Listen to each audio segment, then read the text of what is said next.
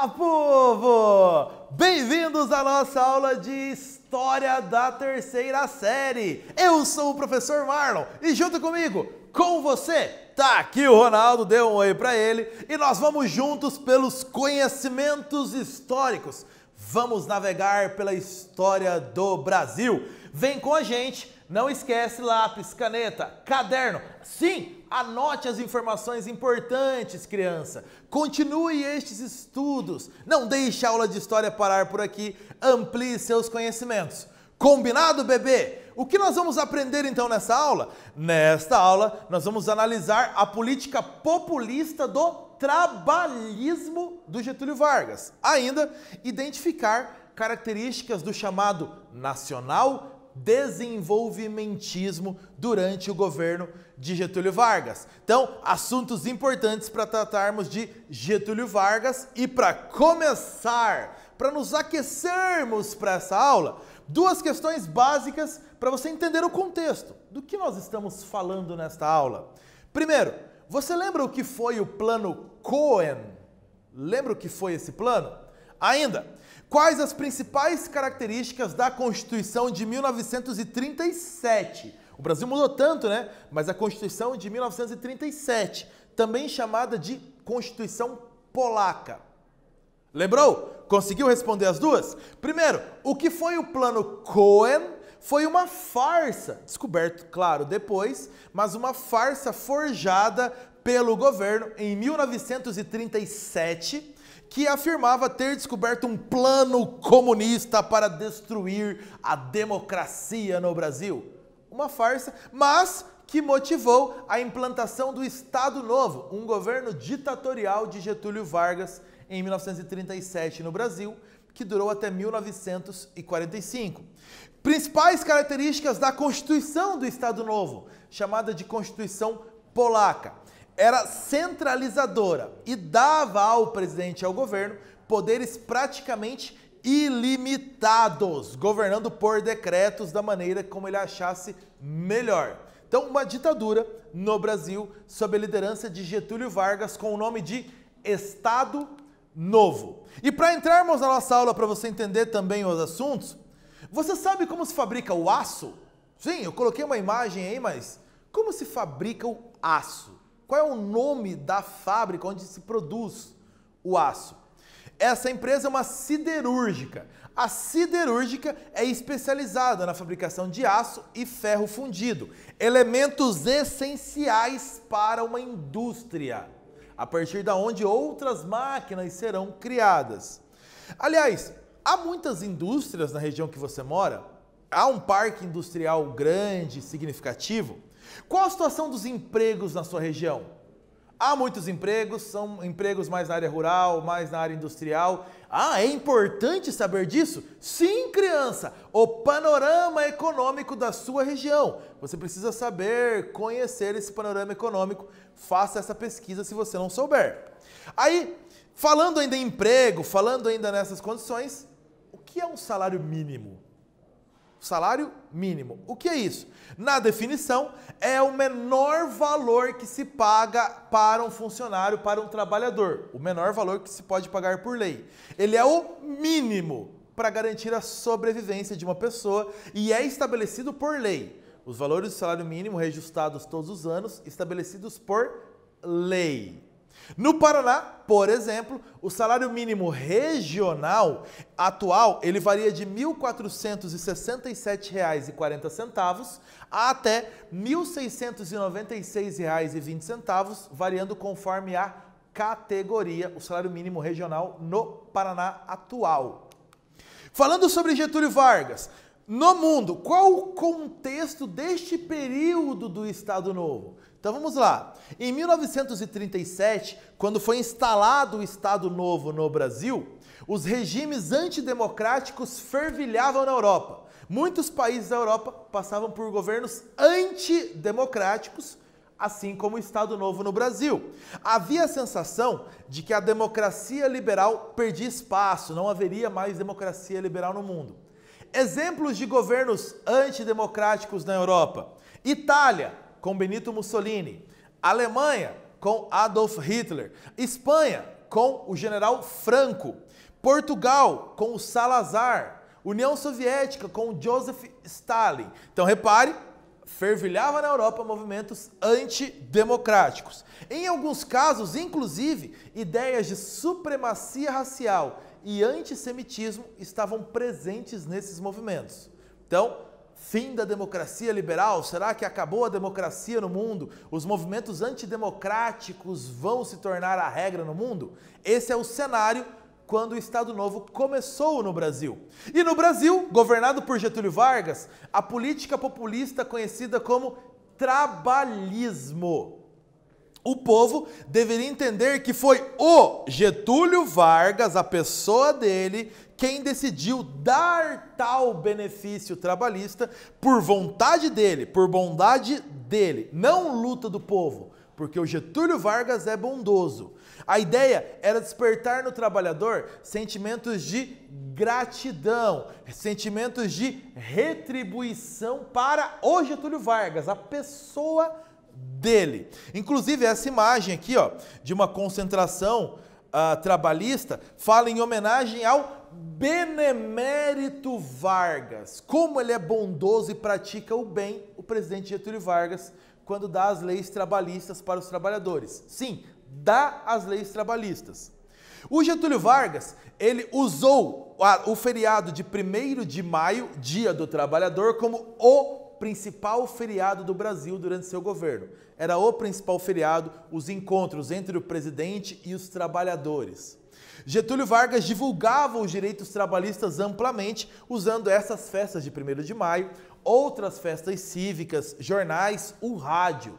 Rádio, principal meio de comunicação.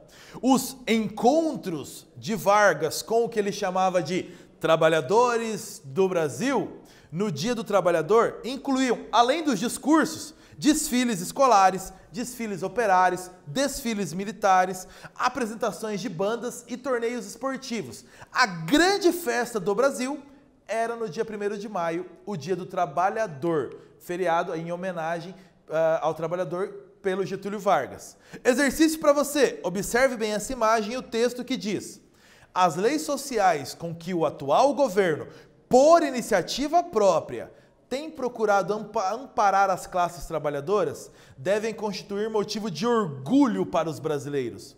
De que maneira o texto e o cartaz se encaixam nessa política trabalhista do Getúlio Vargas?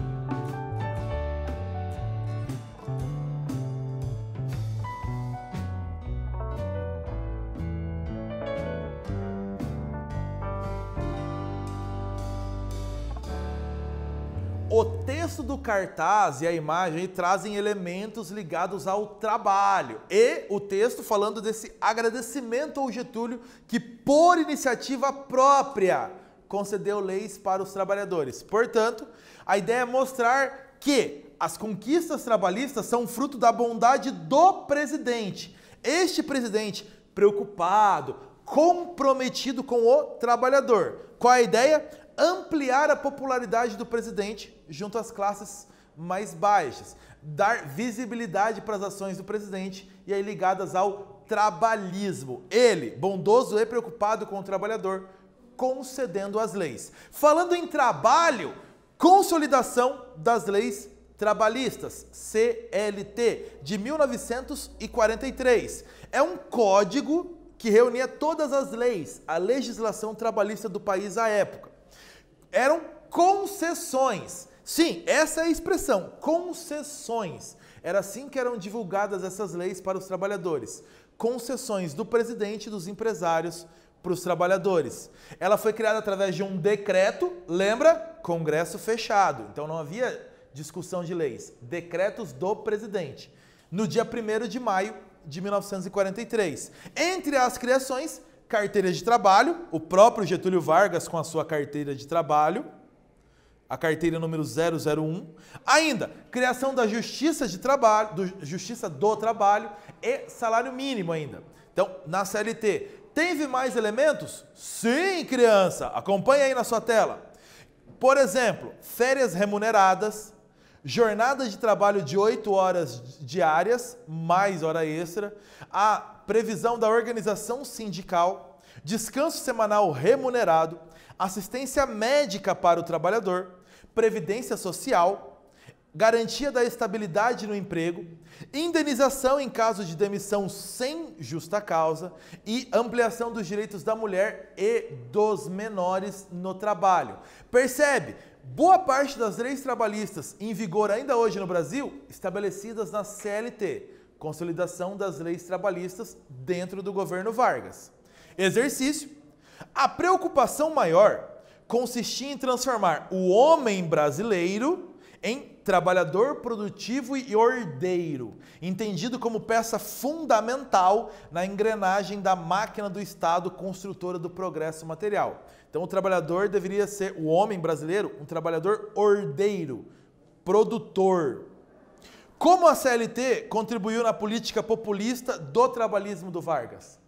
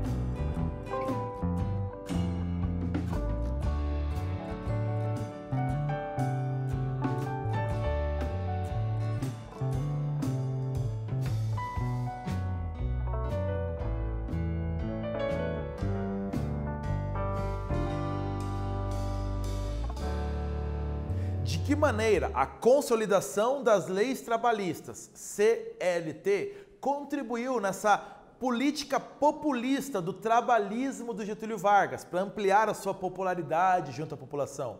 Qual a contribuição?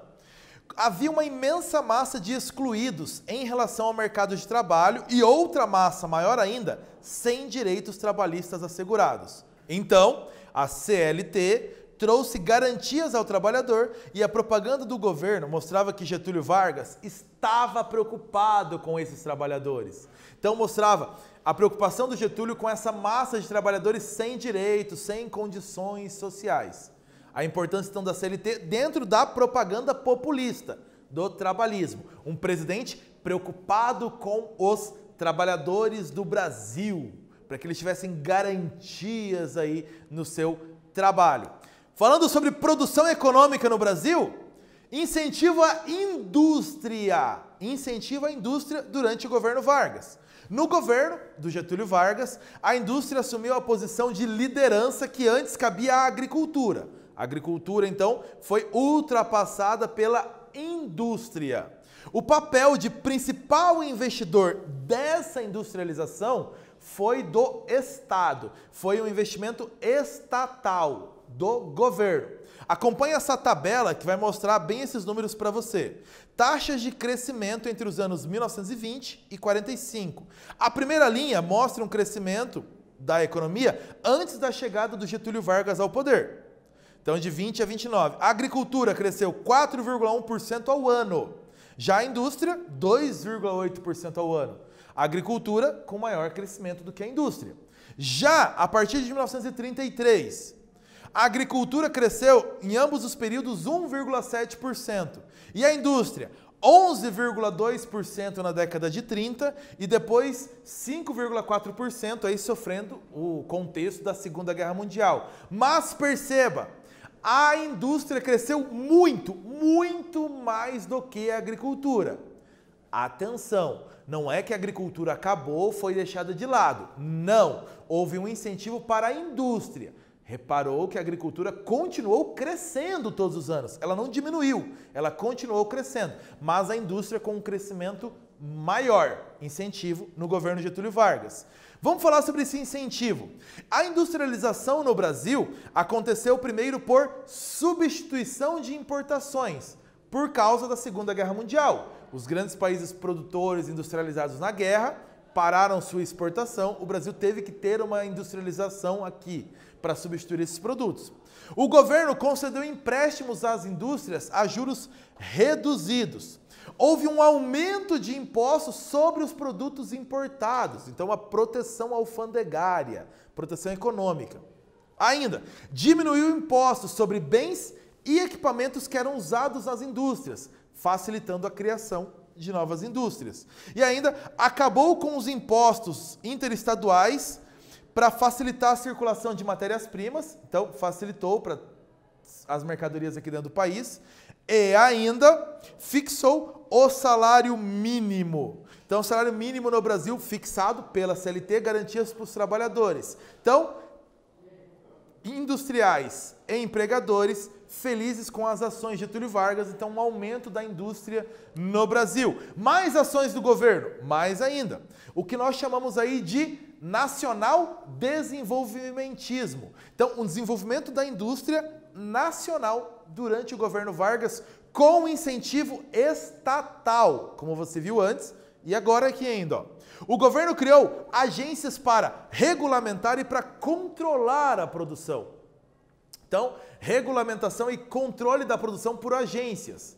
Tá? O Departamento Nacional do Café, a Agência Nacional do Pinho, a Agência Nacional do Sal, a Agência Nacional do Mate, agências reguladoras de controle da produção, para evitar excessos de produção. Ainda, criou principalmente empresas estatais de infraestrutura, ou seja, indústrias de base em setores chaves para desenvolver a industrialização no Brasil, como, por exemplo, o Conselho Nacional do Petróleo, em 1938, que depois deu origem à Petrobras, a Companhia Siderúrgica Nacional, em 1941, fabricação de aço, fundamental para a indústria, a Companhia Vale do Rio Doce, em 1942, mineradora de ferro, fundamental para essa indústria aí, para a siderúrgica, e a Companhia Hidrelétrica do São Francisco, em 1945, eletricidade, também fundamental na indústria. Percebeu a ação do governo? Então, até na foto aí do seu lado, do lado direito da sua tela, você tem o primeiro poço de petróleo do Brasil, na cidade de Lobato, na Bahia, já dentro das ações do Conselho Nacional do Petróleo. Tarefa! Analise a seguinte frase: o governo de Getúlio Vargas cuidou apenas da produção de café no Brasil e deixou as indústrias de lado para que cada empresário tentasse produzir por conta própria, sem a ajuda do governo. É falso? Sim. Por quê?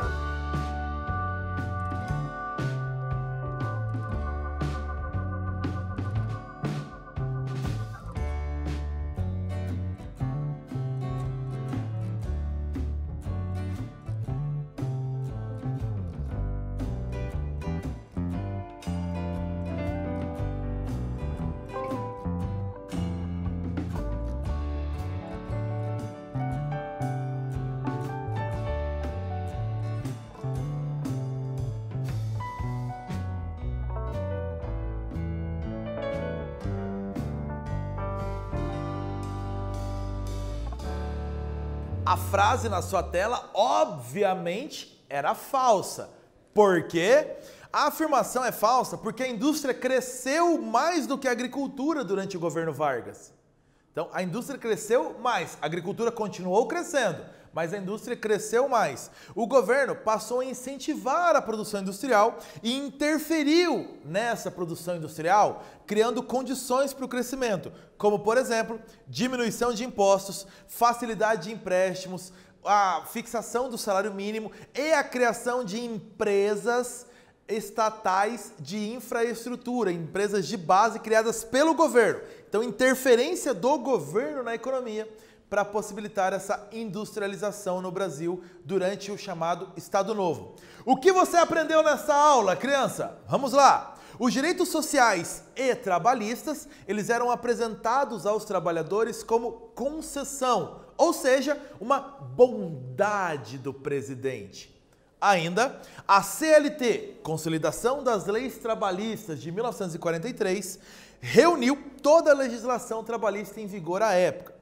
No governo Getúlio Vargas, houve valorização da indústria nacional por interferência do governo. Então, criação de empresas estatais de infraestrutura, uma dessas ações, dentre outras, criadas durante o Getúlio Vargas, o governo dele, o Estado Novo. Então, nós temos um crescimento da indústria nacional superior ao crescimento da agricultura. Chamamos isso de nacional desenvolvimentismo. Galera, vamos ficando por aqui nessa aula. Bons estudos para você. Tchau, povo!